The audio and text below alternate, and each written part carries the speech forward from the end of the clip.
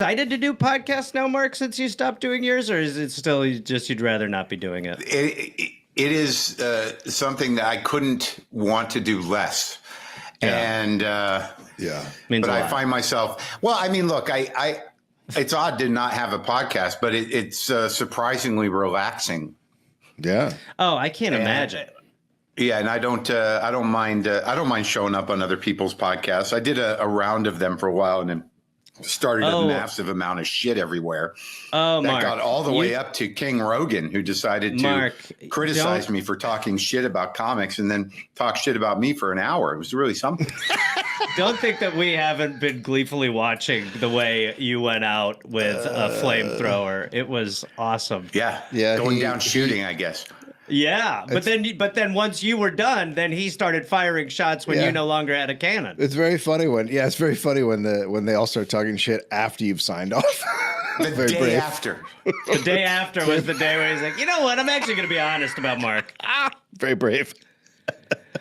But no, you were cooking, and a lot of, some of like where he started teeing off a little bit was where your special panicked. You'd had the bit about Theo, which was just hilarious, and then that apparently, funny bit.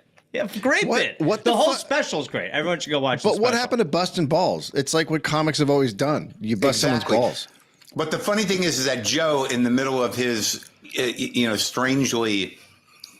Yeah, the funny thing about that was that he did research. It was not off the cuff. Like he took some time to go through the history of me, and look at and some of it, like he said I was sad. He said I was, I think, selfish. He said I was jealous. These are real surprises to a lot of my fans. Yeah, it's tough to hear. but the only thing that upset me is like some of the research was off, and it, which is indicative of people who do their own research in general. But like I got upset with some of the facts because they were not real. Everything he said, that's fine, but a couple of the facts were off. I mean, that's pretty much Rogan's show at this point. I mean, one of the things he brought up was like talking about vaccines at like the store and shit. And it was just all nonsense. I did look it up. Mark has one of the lowest ivermectin rates of audience members of a touring comedian. I mean, that is true. I don't know if you want to respond to that, but well, I don't think I was doing it right. You're just supposed to put it in cereal or something. I don't know if I was doing it right. Are you eating ivermectin now? Is that what you're starting off with? Is this kind of a Rogan-induced snack? I mean, there's no reason why. I don't know. It's like statin. You just everyone's on it, and everyone. You don't need a intestinal lining. It's totally no. Usually, pointless. I just do like I shake up, like I just did my protein drink with protein powder, creatine, and ivermectin. Great. Yeah. And then you talk about how there's no moon landing. Yeah, I get it. There is no moon landing. I don't know. There wasn't a moon landing. Didn't you see Capricorn 1? That's a factual movie. There's a lot of movies that we think are just written are actually documentaries. But no, I honestly, Mark, like the way that the level of honesty that you were just throwing out there was so refreshing. And I think so many people were like, oh my God, you just kind of, I think this all did need a calling out. And, I don't know. I just loved watching it, and I think a lot of other people did too. But my basic problem is like, look, whatever my problems are with, certain comics in terms of what they do, like that, I still believe, you can do whatever you want. But there was this idea that there was this large tribe, the great monoculture of free thinkers, where, deciding what comedy was or what good comedy is, and because there's so much noise coming from them, it was just starting to be annoying because it's completely subjective, and their groupthink on it was, at best boring. Yeah, I agree. I also think there's a huge difference between where you want to punch and punching up.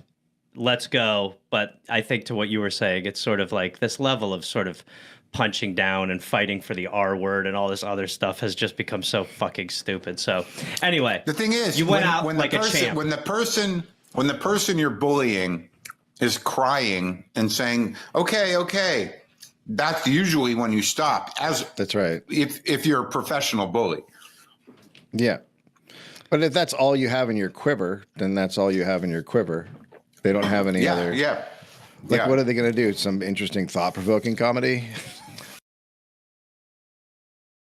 Marc Maron called out Joe Rogan. Some of the stuff he said I agree with, some of it I don't.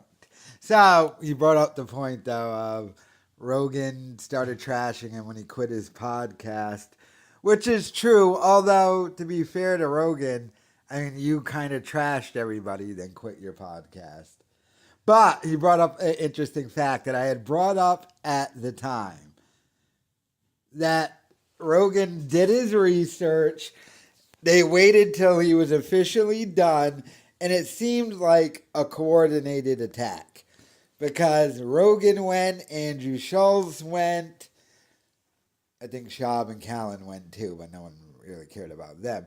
But you got to remember, like, they tape these and then upload them at later dates. So Schultz and Akash and Obet, oh my God, Akash, remember you wanted that smoke with Maron. I don't think you want it anymore.